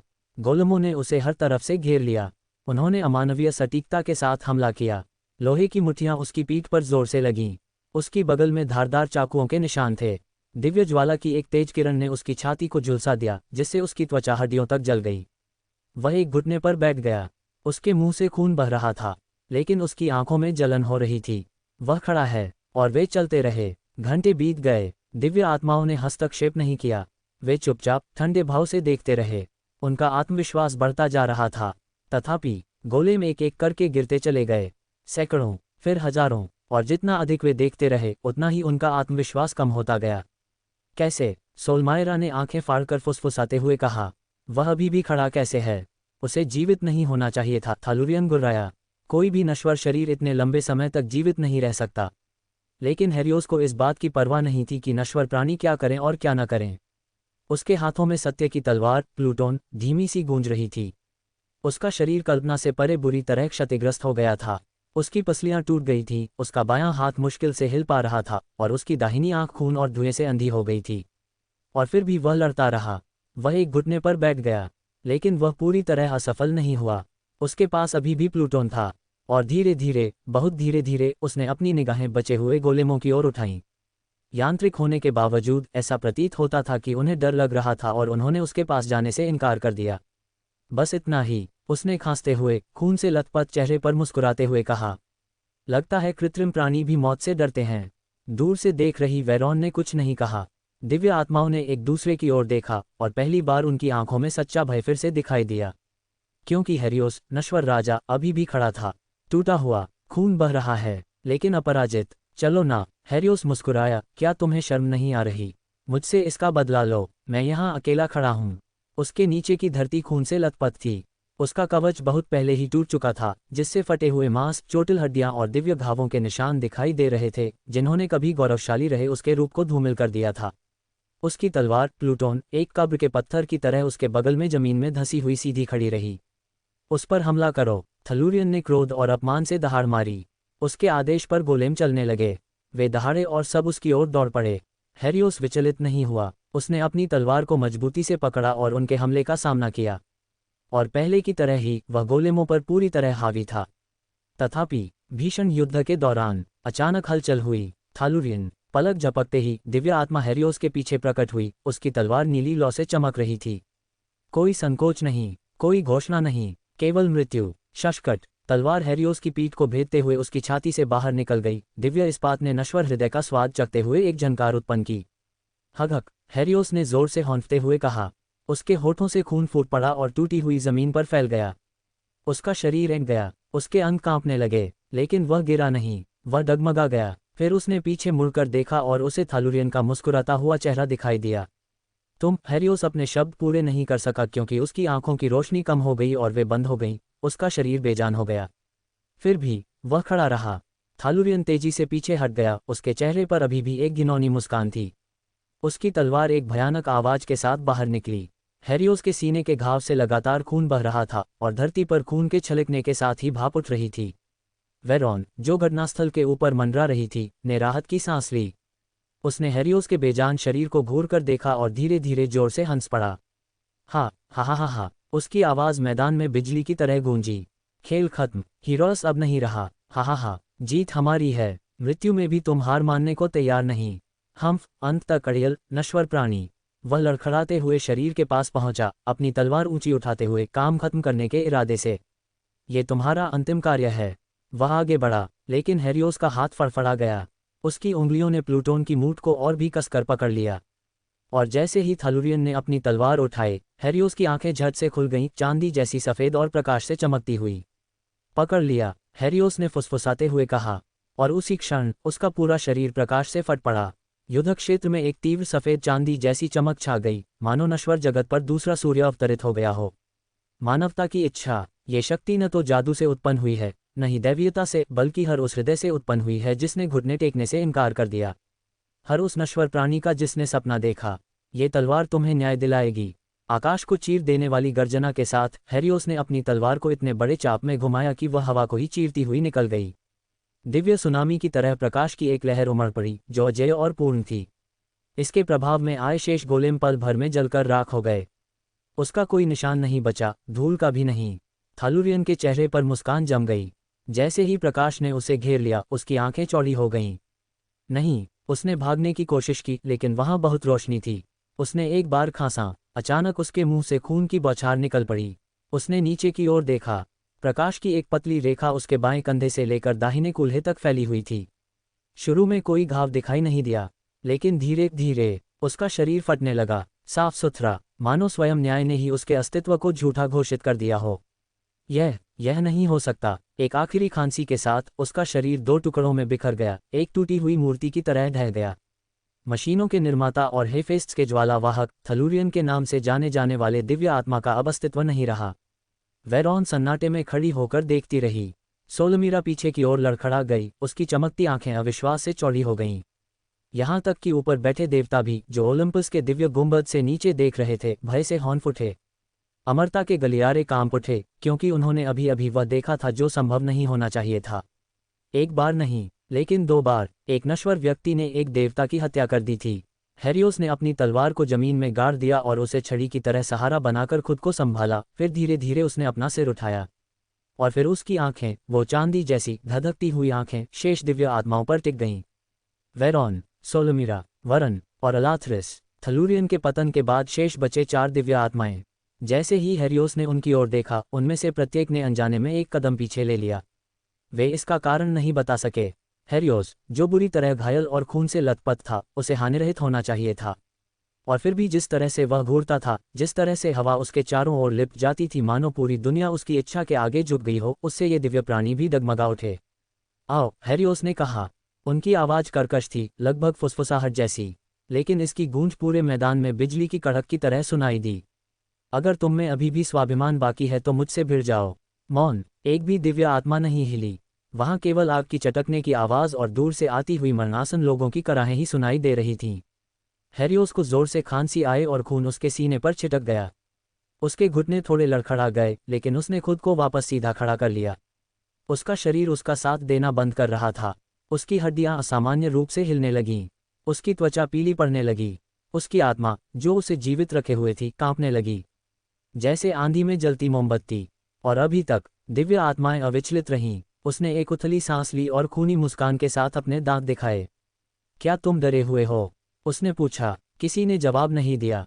एक शब्द भी नहीं, एक फुसफुसाहट भी नहीं। वे ऐसा नहीं कर सके। उनकी जीभें भारी हो गई थीं। उनके अंग गतिहीन हो गए थे। भय, सच्चा आदिम भय, उन पर हावी हो गया था। हेरियोस ने अपना सिर आकाश की ओर उठाया, यहाँ तक कि ऊपर आकाश भी ठहरसा गया।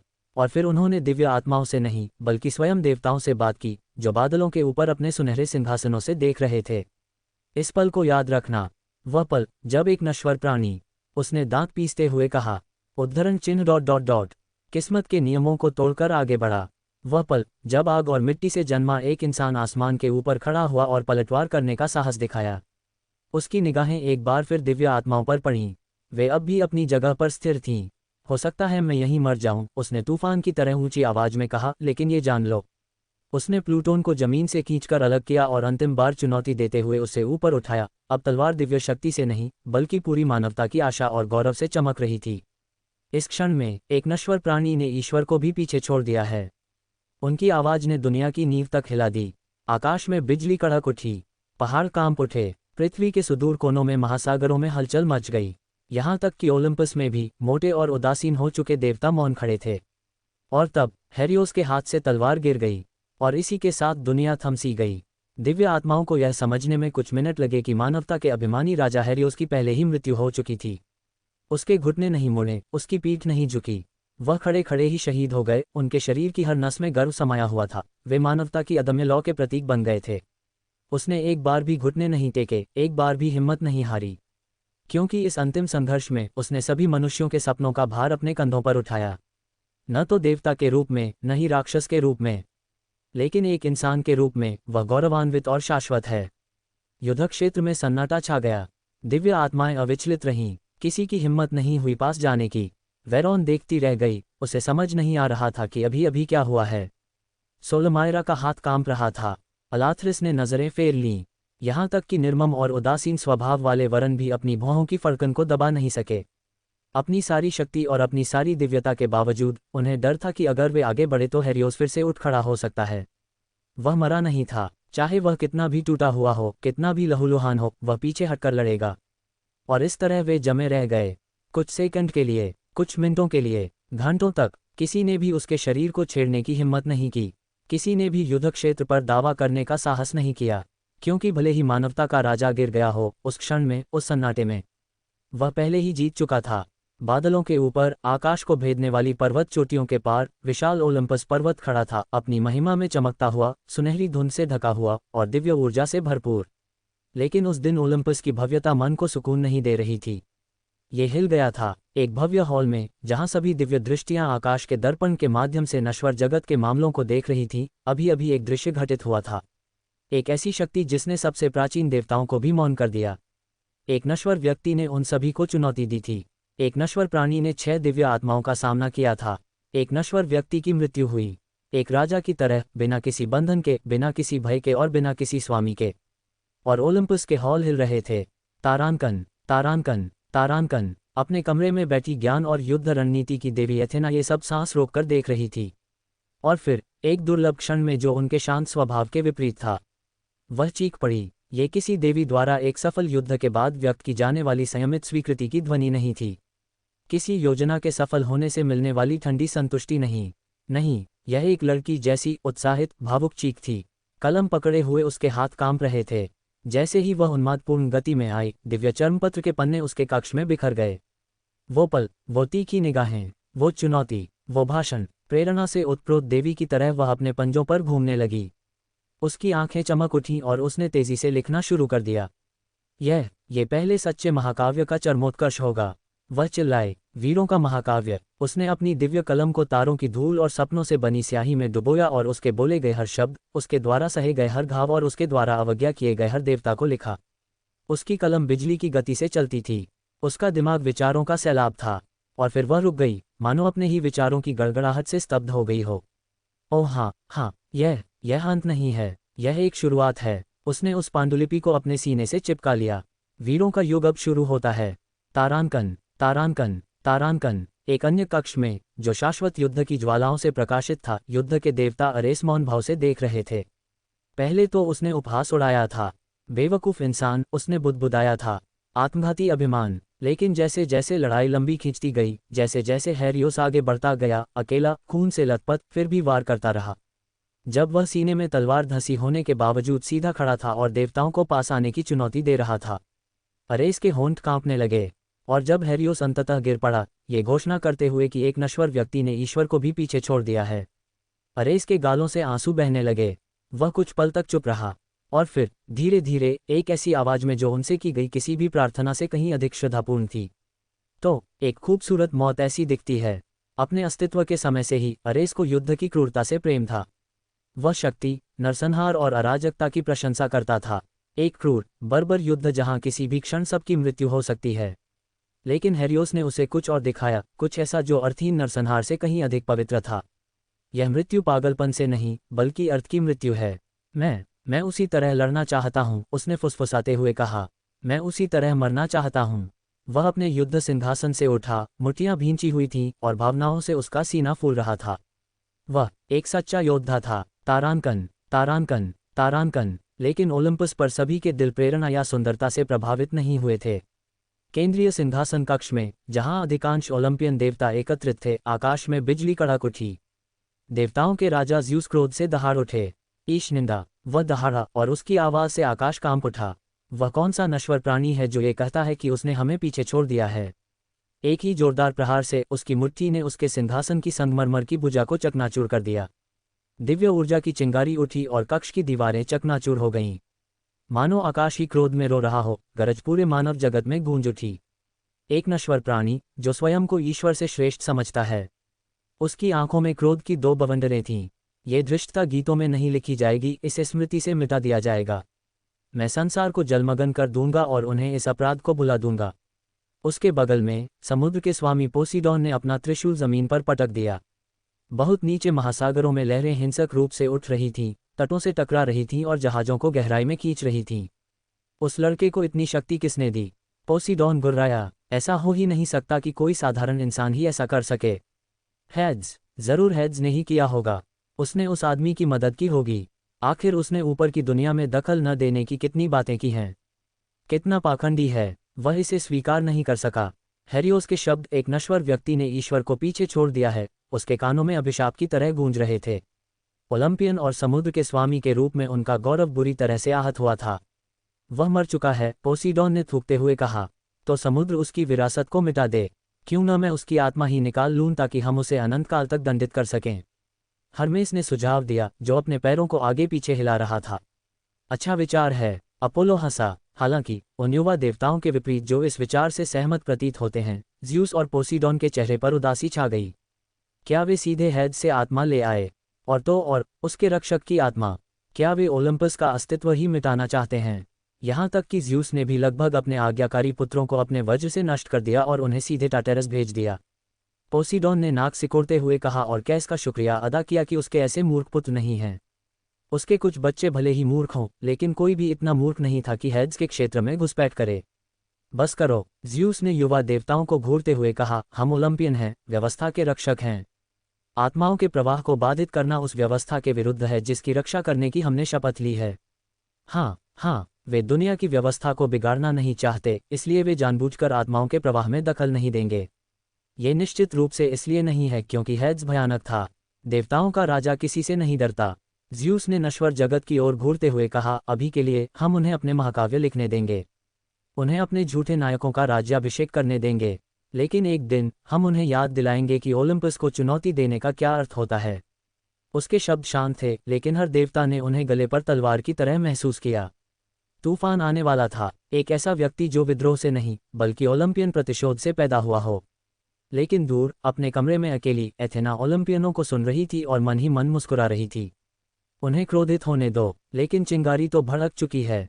एक राजा का पतन हो चुका है, लेकिन उसकी लौ हजारों और राजाओं को प्रज्वलित करेगी। उसे पूरा यकीन था कि जल्द ही कहीं न कहीं नश्वर दुनिया की गहराई में हेरियोस के अंतिम संघर्ष की खबरें फैलने लगेंगी। जो लड़के कमजोर होते हैं वे लकड़ी की तलवारें उठा लेते हैं। जो लड़कियां डरी हुई थीं वे अब विद्रोह के सपने देखने लगेंगी। और पूरी दुनिया में नायकों का जन्म होगा। एक पहाड़ी की चोटी पर मनुष्यों और देवताओं के बीच युद्ध के प्रभावों से दूर मृतकों के स्वामी हेड्स ने अपने छायादार मुकुट को गंभीर गरिमा के साथ धारण किया हुआ था। हवा न चलने के कारण उनके काले वस्त्र धीरे धीरे लहरा रहे थे। वह एक अकेले पत्थर पर थोड़ा आगे की ओर झुककर कोहनियों को घुटनों पर टिकाकर बैठा था। वह शुरू से लेकर अब तक इस युद्ध को देख रहा था, जब तक कि हेरियोस मनुष्यों का एकीकरण करने वाला, ईश्वर का संहारक, मानवता का राजा की मृत्यु नहीं हो गई। हेड्स ने गहरी सांस ली, उसके होठों पर एक उदास भावुक मुस्कान थी। आखिरकार यह सब खत्म हो गया, उसने धीरे से कहा। एक नश्वर प्राणी जिसने ईश्वर के नियमों को चुनौती दी, फिर भी घृणा से नहीं बल्कि सम्मान से मरा। हेरियोस, तुम सचमुच एक महान व्यक्ति हो। हेड्स खड़ा हो गया, अपने कंधों के ऊपर से पीछे देखते हुए बोला, तो क्या तुम आगे बढ़ने के लिए तैयार हो? उसके पीछे धुंध और छाया से धीरे धीरे एक आकृति उभरी और दूर खेतों की कोमल रोशनी में प्रवेश कर गई।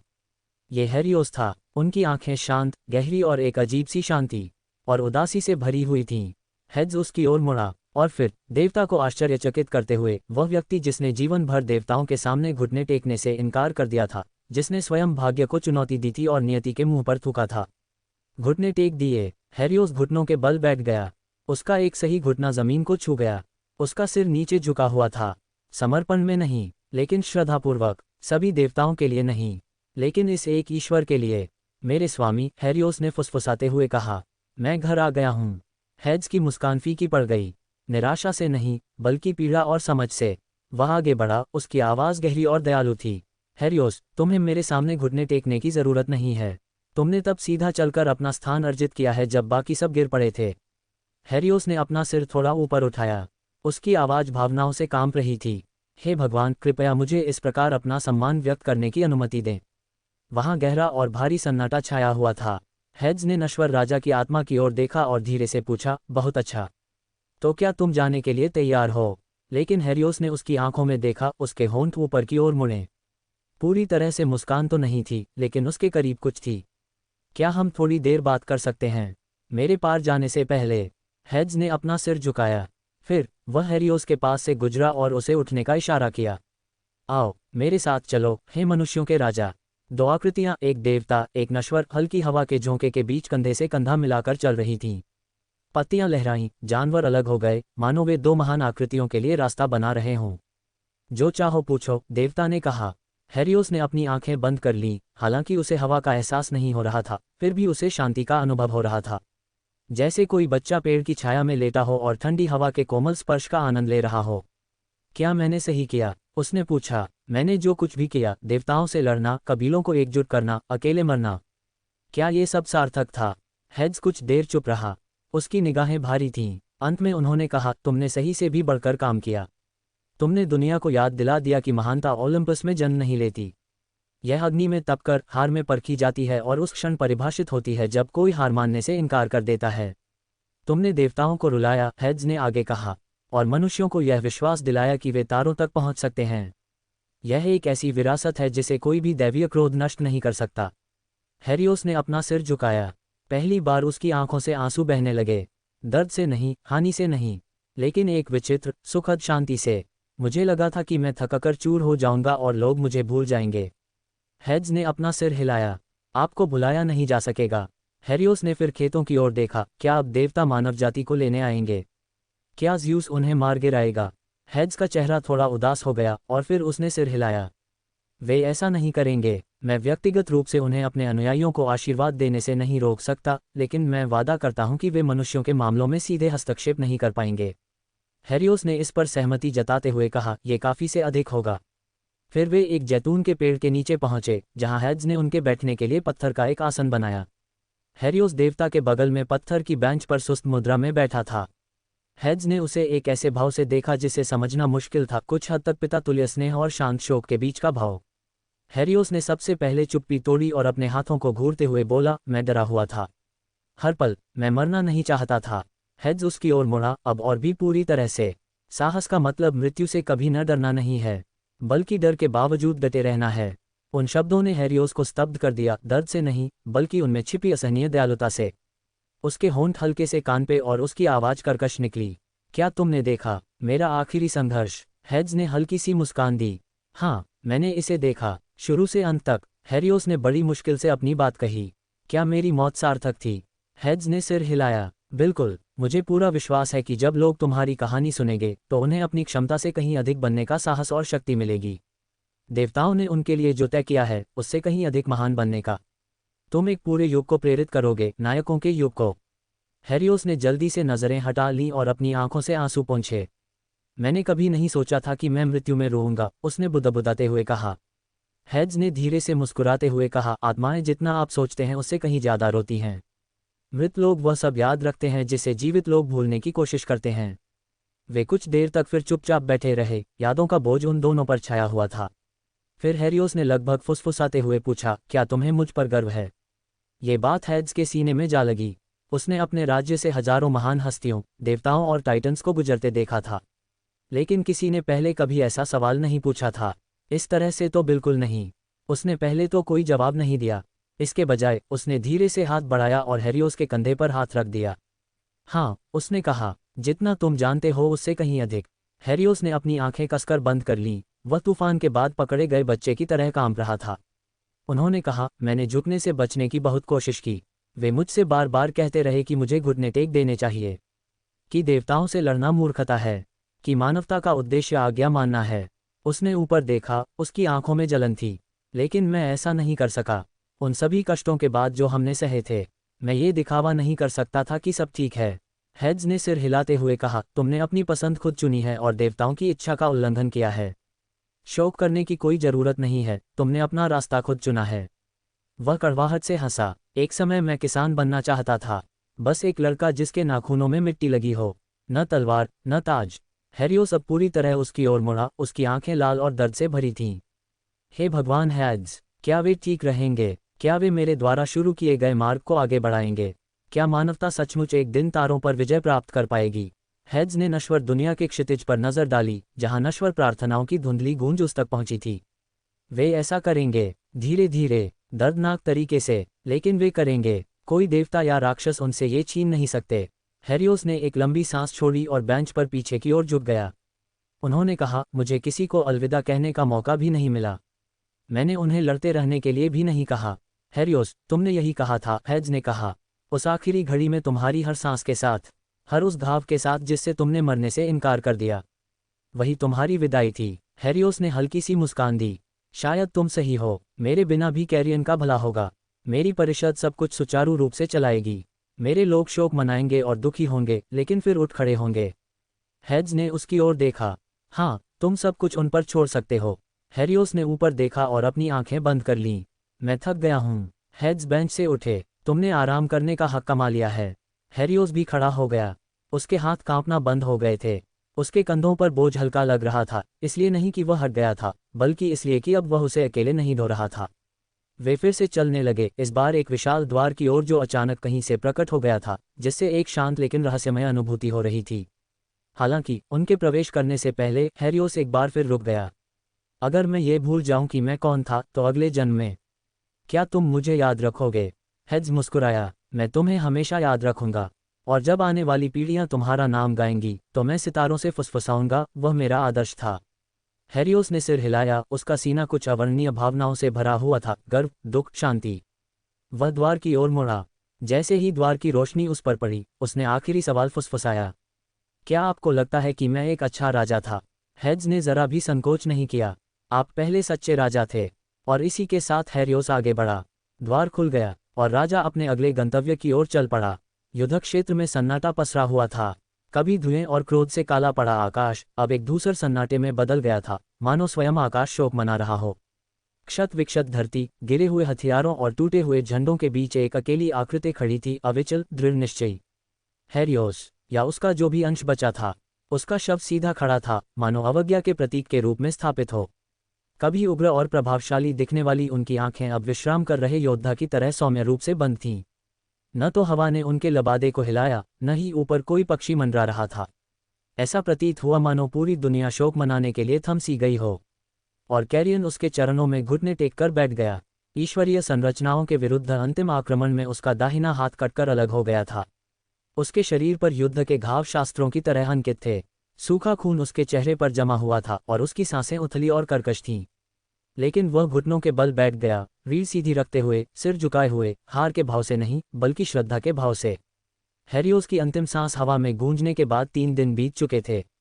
3 दिन पहले शेष दिव्य आत्माओं ने जो कुछ देखा था, उससे हताशा महसूस की और भय और विस्मय में भाग गईं।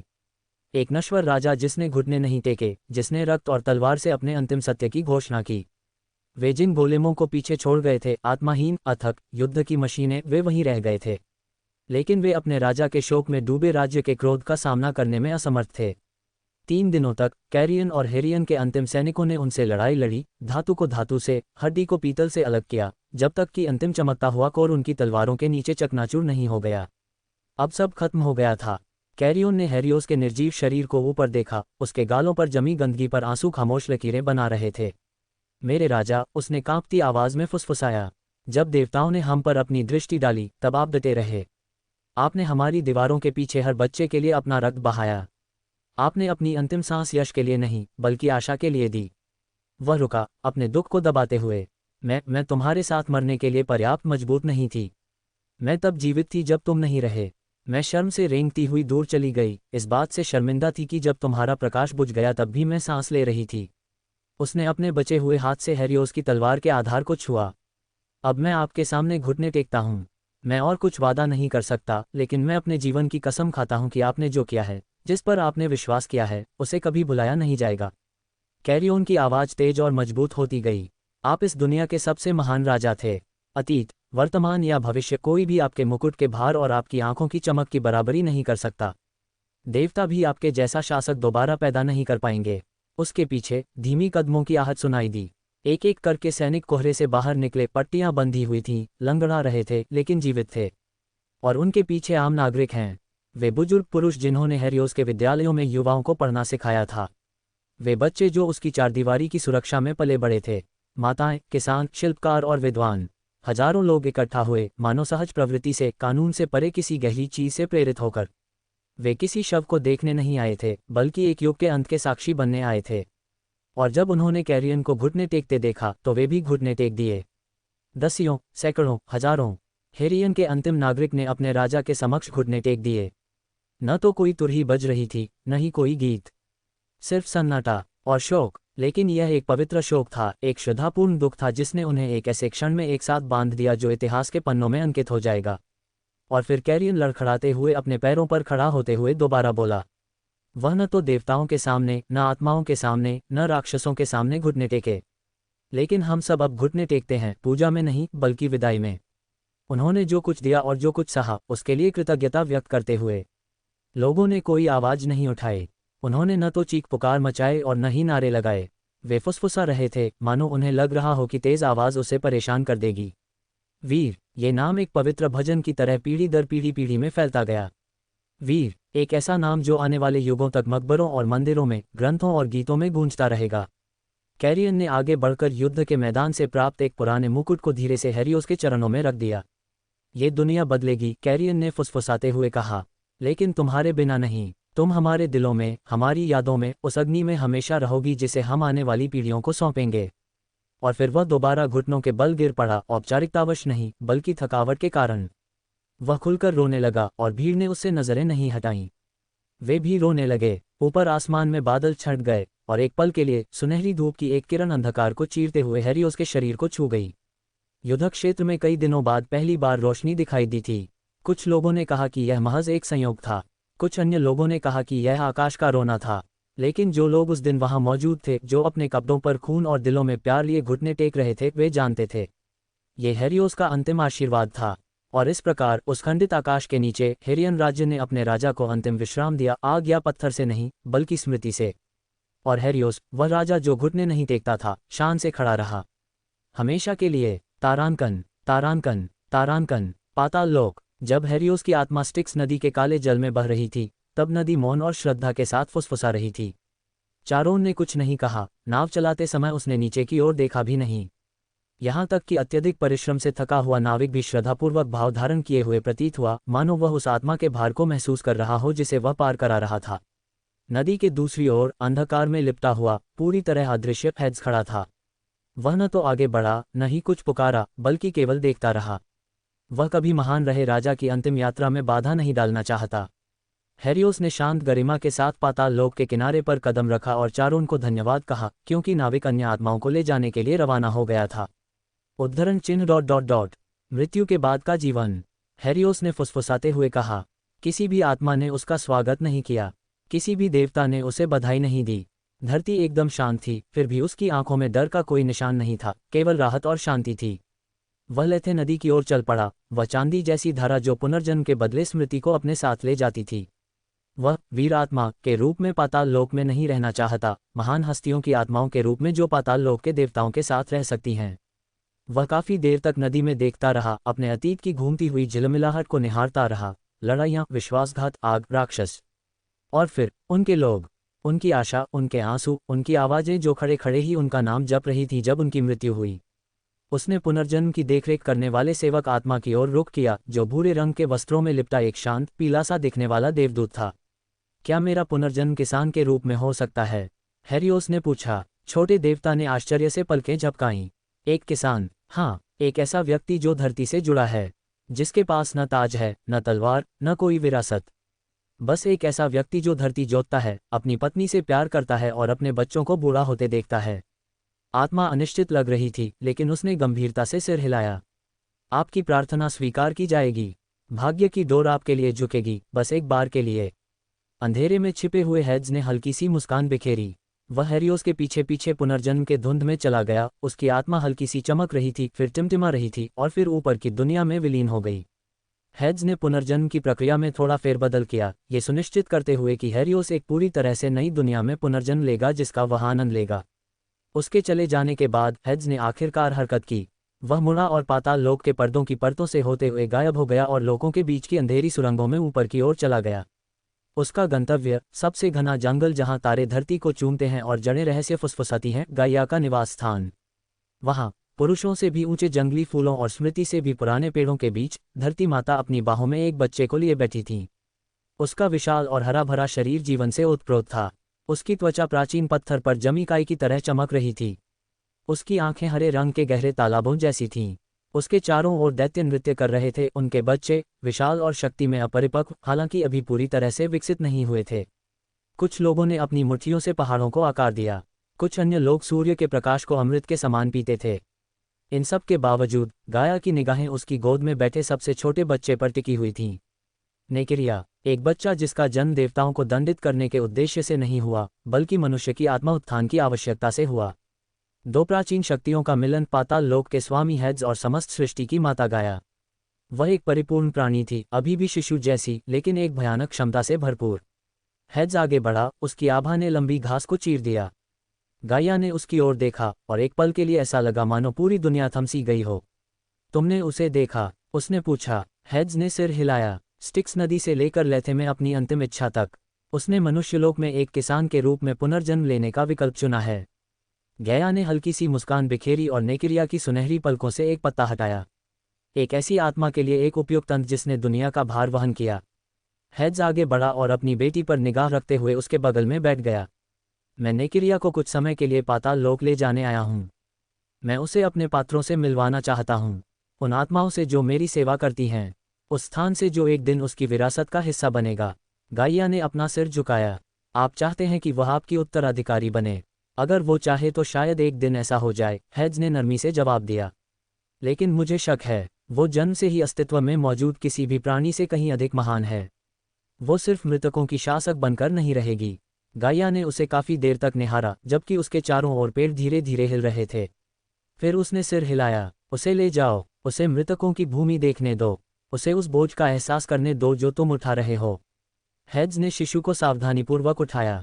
नेकिरिया हिली डुली लेकिन रोई नहीं। उसकी गहरी आंखें एक बार झपकी, फिर अपने पिता पर टिक गईं। उसने उसके बालों को छूने के लिए हाथ बढ़ाया और उन्हें धीरे से थाम लिया। मृत्यु के देवता, जिन्होंने युगों से सच्ची कोमलता का अनुभव नहीं किया था, उनके हृदय में एक प्राचीन और अनकही पीड़ा उठी। वह जाने के लिए मुड़ा, लेकिन गाया की आवाज ने उसे रोक दिया। हेड्स, उसने पीछे मुड़कर देखा। अब गाइया लंबी और प्रभावशाली मुद्रा में खड़ी थी, उसके बाल आकाश में लताओं की तरह लहरा रहे थे। समय आ रहा है, उसने कठोर आंखों से कहा। ओलंपिक खिलाड़ी मोटे और अहंकारी हो रहे हैं। उनके शासन का आधार मेरे बच्चों की हड्डियां हैं। मैं उन्हें दुनिया का और गला घोंटने नहीं दूंगी। जब ये दिग्गज परिपक्व हो जाएंगे, तब मैं अपनी योजनाएं शुरू करूंगी। उनके बीच एक लंबा और गहरा सन्नाटा छा गया। तुम्हारा मतलब है तुम्हारा युद्ध? हेड्स ने कहा। ये युद्ध नहीं है, गाया ने उत्तर दिया। ये प्रतिशोध है। मैं उन लोगों को दंडित करूंगी जो मुझे नष्ट कर रहे हैं। हेड्स चुप रहा। गाइया ने आगे कहा, मैं तुमसे पूछती हूँ, जब मेरा प्रतिशोध शुरू होगा, क्या तुम टाटेरस खोलोगे? ये सवाल जहर की तरह हवा में मंडरा रहा था। हेड्स की आंखें सिकुड़ गईं। तुम चाहते हो कि मैं टाइटन्स को रिहा कर दूं? हाँ, वे आपके कैदी हैं, चाबियां आपके पास हैं। हेड्स चुप था। उसकी निगाहें नेकिरिया के शांत चेहरे पर टिकी, फिर उठी और गाया की आंखों पर आ गईं। अंत में उसने कहा, नहीं, मैं उन्हें मुक्त नहीं करूंगा। मैं टाटेरस में कैद किसी भी प्राणी को रिहा नहीं होने दूंगा। गाइया के चेहरे पर न तो क्रोध था और न ही निराशा। उसे ऐसे ही जवाब की उम्मीद थी। तो क्या तुम मेरा विरोध करोगे? हेड्स ने अपना सिर हिलाया। मैं हस्तक्षेप नहीं करूंगा। मेरा लोक मृतकों का है, न कि स्वर्ग लोक का। दुनिया को जलने दो, लेकिन मैं इसके पक्ष या विपक्ष में अपना हाथ नहीं उठाऊंगा। एक पल बीत गया, फिर गाया मुस्कुराई, एक धीमी, समझदारी भरी मुस्कान। ये काफी से भी अधिक है, उसने कहा। वास्तव में, ये सबसे अच्छा परिणाम है। अगर आप जैसे लोग इसमें शामिल हो गए तो क्या होगा, मैं इसका अनुमान नहीं लगा सकती। हेड्स ने गुनगुनाया, उसे सिर हिलाकर सहमति दी और फिर बिना कुछ कहे अपनी बेटी को गोद में लेकर मुड़ गया। जैसे ही वह अंधेरे में गायब हुआ, धरती के नीचे की जड़ें कांपने लगीं और हवा राख और नए जीवन की गंध से भर गई। युद्ध होने वाला था, और मृतकों के अंधेरे गलियारों में एक बच्ची मौन, दुख और उस भविष्य के बारे में सीखेगी जिसे उसके वंश को आकार देना नियत था। पाताल लोक के द्वार किसी ध्वनि या भव्यता के साथ नहीं खुले। उन्होंने अपने स्वामी की उपस्थिति को पहचान लिया और बिना किसी प्रतिरोध के आत्मसमर्पण कर दिया। जैसे ही हेड्स ने दहलीज पार की, हवा में एक झिलमिलाहट सी दौड़ गई। अब वह छाया या भ्रम के आवरण में नहीं था। कई वर्षों में पहली बार मृतकों का स्वामी खुलेआम अपने राज्य में विचरण करने लगा, और उनकी बाहों में उनका बच्चा है जो तीनों लोकों के मिलन से जन्मा है। तारांकन। पाताल लोक का मुख्य भाग उस उजाड़ बाहरी इलाके से बिल्कुल अलग था जहां पापी विलाप करते थे या आत्माएं लक्ष्यहीन होकर भटकती थीं। यहाँ शहर अंधेरे आकाश में तैरते हुए प्रतीत होते थे, जो तारों की रोशनी और धुंध के पुलों द्वारा एक दूसरे से बंधे हुए थे। काले संगमरमर और गहरे काले कांच से निर्मित विशाल किले और महल अंतहीन गोधूली बेला में मंडरा रहे थे। उनकी संरचनाएं प्राचीन जादू के प्रतीकों से हल्की हल्की चमक रही थीं। ये वह स्थान था जहां देवता, दिव्य आत्माएं और महान आत्माएं निवास करती थीं, मृतकों के शासक के लिए एक दिव्य राजधानी। इन सब के केंद्र में हैंगिंग फोर्ट्रेस तैर रहा था, एक ऐसी संरचना जो शुद्ध दिव्यता और दैवीय कानून की जंजीरों से लटकी हुई थी। वहां सत्ता का केंद्र, हेड्स का सिंहासन और 12 पाताल लोक के संरक्षकों के परिषद कक्ष स्थित थे। और वहीं पर उसने उसे महसूस किया। जादू और चौराहों की देवी हेकेट अपने मंत्रोच्चार से जाग उठीं। सदियों के मौन और जादू टोने से तीव्र हुई उनकी इंद्रियां एक परिचित उपस्थिति से झकझोर उठीं। हेड्स लौट आया था। हे भगवान हेड्स, तो आखिरकार आपने वापस लौटने का फैसला कर ही लिया। उसने ऊपर देखा और पल भर में उसका रूप तारों की रोशनी और छायाओं के धुंध में विलीन हो गया। पलक झपकते ही वह उसके सामने फिर से प्रकट हो गई, तैरते हुए किले के भव्य प्रवेश द्वार पर जहां कोई पहरेदार नहीं था, क्योंकि उनकी कोई आवश्यकता नहीं थी। वह धीरे धीरे चल रहा था, काले वस्त्रों में लिपटा हुआ जो धुएं की तरह लहरा रहे थे। उसकी उपस्थिति से किले की दीवारें पहचान के संकेत के रूप में धीरे से स्पंदित हो रही थीं। हेकेट रुक गई, उसकी आंखें चौड़ी हो गईं। तुम लौट आए, उसने हल्की मुस्कान के साथ कहा। उद्धरण चिन्ह ... क्या तुम्हारे प्रयोग पूरे हो गए? हेड्स ने अपना सिर झुकाया। उसके चेहरे के भावों को समझना मुश्किल था, लेकिन उसकी आभा वर्षों में सबसे अधिक गर्म थी। इससे पहले कि वह कुछ बोल पाता, हेकेट की निगाहें उसकी बाहों पर पड़ गईं। वहां हरे रंग के कीमती कपड़े के एक बंडल में लिपटा हुआ एक बच्चा था। एक बच्ची। उसकी त्वचा नवगठित दिव्यता की हल्की सी चमक से दमक रही थी, और उसकी गहरी आंखें भय से नहीं बल्कि जिज्ञासा से दुनिया को देख रही थीं। उसकी सांस अटक गई। वह धीरे धीरे आगे बढ़ी, मानो किसी जादू के वश में हो। उसके हाथ बच्चे के ऊपर मंडरा रहे थे, छू तो नहीं रहे थे, लेकिन कुछ महसूस कर रहे थे। ये बच्चा, उसने फुसफुसाते हुए कहा। उसके भीतर से एक धारा बह निकली, मानो 2 आदिम नदियों का संगम हो रहा हो। उसने हेड्स की शक्ति, मृत्यु की निर्विवाद संप्रभुता, नश्वरता की संप्रभुता और आदिम आकाश की संप्रभुता को महसूस किया। लेकिन इसके साथ ही एक और मौलिक शक्ति भी जुड़ी हुई थी, जो समृद्ध, उपजाऊ और स्मृति से परे प्राचीन थी। जीवन की शक्ति, धरती की शक्ति, आदि माता की शक्ति। पल भर में उसे क्रोध और विश्वासघात की एक अभूतपूर्व भावना का अनुभव हुआ, एक ऐसी भावना जो उसने शायद ही कभी महसूस की हो, सिवाय इसके कि जब हेड्स उसके बजाय हेरा या एफ्रोडाइट के साथ अधिक समय बिताता था, या फिर जब वह डेमेटर और मिंथे की संगति का आनंद उसकी संगति से अधिक लेता था। एक बिल्कुल अतार्किक भावना। वह चाहती है कि उसे ऐसा महसूस न हो, क्योंकि इससे वह उदास हो जाती है। वह आपकी दिव्यता को धारण करती है, हेकेट ने धीरे से कहा। उनकी आवाज में श्रद्धा झलक रही थी। लेकिन और भी बहुत कुछ है। गाया। हेड्स ने सिर हिलाया। उसका नाम नेकिरिया है। वह नाम हवा में इस तरह गूंजा मानो स्वयं पाताल लोक सुनने के लिए रुक गया हो। मेरी और गाया की संतान। हेकेट ने पलकें झपकाईं। एक बार फिर, कुछ क्षणों के लिए, उसके पेट में एक अजीब सी बेचैनी हुई। उसका दिल तेजी से धड़कने लगा, जैसे उसे ऐसा महसूस हो रहा था जैसे जिस पर उसने सबसे ज्यादा भरोसा किया था, उसी ने उसे धोखा दिया हो। वह हेड्स को युगों से जानती थी, और उस समय उसके साथ खड़ी थी जब उसने अभी तक अपना सिंहासन प्राप्त नहीं किया था। अगर उन्हें उत्तराधिकारी चाहिए था, तो क्या उन्हें किसी करीबी के साथ संतान पैदा करने का विकल्प नहीं चुनना चाहिए था? किसी ऐसे व्यक्ति के साथ जिस पर वे भरोसा कर सकें, कोई ऐसा व्यक्ति जो वफादार रहे और हर मुश्किल में उनके साथ खड़ा रहे। बेशक वह हेरा के बारे में बात नहीं कर रही थी, और वह उस प्रेम में पागल मूर्ख के बारे में बात नहीं कर रही थी, और वह पुदीना सूंघने वाला तो बिल्कुल भी नहीं। क्यों? हेकेट ने सपाट स्वर में पूछा। क्या तुम्हें गाया पसंद है? मैं तुम्हें बता दूं, वह बुढ़िया देखने में ममतामयी और कोमल लग सकती है, लेकिन वह पूरी तरह से एक कमीनी, भयानक इंसान है। क्या अधिकतर देवता ऐसे ही नहीं होते? हेड्स ने अपनी भौहें उठाईं। हेकेट के पास इसका कोई जवाब नहीं है, लेकिन अगर उसे जवाब मिल गया तो उसे बहुत बड़ा झटका लगेगा। हेड्स ने बच्ची की ओर नीचे देखा और उसके गाल से काले बालों की एक लट हटाई। धिक्कार है उस पर और उसके अकाट्य तर्क पर। एक दिन वो अपना बदला जरूर लेगी। क्या उसे यह नहीं पता कि वह पहले से ही अनिश्चितता की तीव्र भावना से जल रही है? अगर वह किसी और के साथ बच्चा पैदा करने का फैसला करे तो उसे कैसा लगेगा? उफ, दोबारा सोचने पर बेहतर होगा कि ऐसा न करें।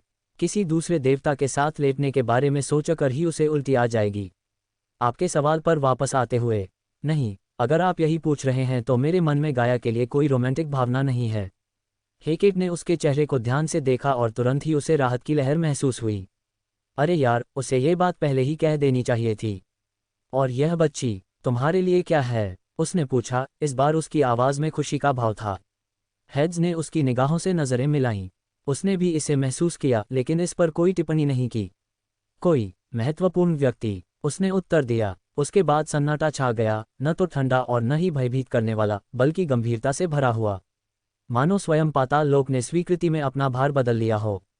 हेकेट ने अपनी निगाहें फिर से नेकिरिया की ओर घुमाईं। शिशु ने उसकी ओर हाथ बढ़ाया, उसकी उंगलियां हल्की हरी रोशनी से चमक रही थीं। उसकी आस्तीन से एक लता निकली जो फूलों से बने सर्प की तरह हवा में कुंडली मारकर लटक रही थी। उसमें तुम्हारी शांति और गाया की उग्रता दोनों हैं। हेकेट मुस्कुराए। अंधेरे में खिलने वाला फूल। हाँ, हेड्स ने हल्की सी मुस्कान के साथ कहा। सच कहूं तो मुझे एक छोटे बच्चे के लिए इतना ध्यान नहीं देना चाहिए था, लेकिन मुझे लगता है कुछ लोगों ने मेरा मन बदल दिया। हेकेट ने सिर हिलाया और आगे कुछ नहीं पूछा। क्या वह आपकी उत्तराधिकारी बनेगी? शायद। अभी के लिए मैं चाहता हूं कि वह पाताल लोक देखे, मेरे राज्य को समझे, मेरे क्षेत्र को समझे। फिर वह धरती पर आएगी, देखेगी कि देवताओं ने क्या किया है, मनुष्य क्या बन गए हैं। उसने फिर से बच्चे की ओर देखा। उद्धरण चिन्ह ... तीनों लोगों के मिलन से जन्मा बच्चा। ये बच्चा निश्चित रूप से भयभीत करने वाला होगा। जरूर होगी, हेड्स ने उत्तर दिया, लेकिन उसे प्यार भी मिलेगा। इसीलिए मैं उसे पहले यहाँ लाया हूँ, ताकि वह जान सके कि दूसरों के लिए एक पात्र बनना क्या होता है, न कि उन पर अत्याचार करना। हेकेट की निगाहें और गहरी हो गईं। ऐसा लगता है कि आप चाहती हैं कि वह एक महान शासक बने। हेड्स एक पल के लिए चुप रहा। हेरियोस ने मुझसे पूछा कि उसने जो किया उसका कोई महत्व था या नहीं। क्या मुझे उस पर गर्व था? और क्या आप वही थे? हेड्स ने हल्के से सिर हिलाया। वह खड़े खड़े ही मरा। देवताओं के लिए नहीं, यश के लिए नहीं, बल्कि अपनी प्रजा के लिए। मैं चाहता हूं कि नेकिरिया यही बात समझे। ठीक उसी समय किले के दरवाजे उनके पीछे खुल गए, मानो उनके शब्दों का जवाब दे रहे हों। मेरे ग्राहकों को फ़ोन करो, मैं उनसे मिलूंगा और अपनी बेटी का उनसे परिचय कराऊंगा। जैसा आप चाहें मेरे स्वामी। हेकेट ने सिर झुकाया। उसके होठों पर हल्की सी मुस्कान आ गई। अब उनकी प्रजा अपने सबसे सम्मानित राजा के उत्तराधिकारी से मिलेगी। हेकेट पहले से ही हेरा और एफ्रोडाइट की प्रतिक्रिया की कल्पना कर सकती है। घटनाओं और स्थितियों को रिकॉर्ड करने और संरक्षित करने के लिए मंत्र बनाने में उसने जो समय बिताया वह उस पल के लिए ही बहुत सार्थक था। क्या तुम मेरे साथ चलोगी? हेड्स ने हेकेट से पूछा। उसने अपना सिर उठाया और नेकिरिया की ओर हाथ बढ़ाया, जिसने उसकी एक उंगली को कसकर पकड़ लिया। हमेशा। वह उसके पीछे जाएगी, अपने जीवन के अंत तक।